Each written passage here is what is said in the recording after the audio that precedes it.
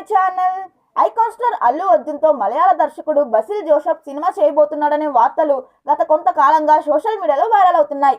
అయితే ఇప్పటి వరకు ఈ ప్రాజెక్టుపై అధికార ప్రకటన రాకపోయినా తాజాగా బసిల్ జోసెఫ్ చేసిన ఓ సోషల్ మీడియా పోస్ట్ ఈ వార్తకు మరింత బలం చేకూర్చింది.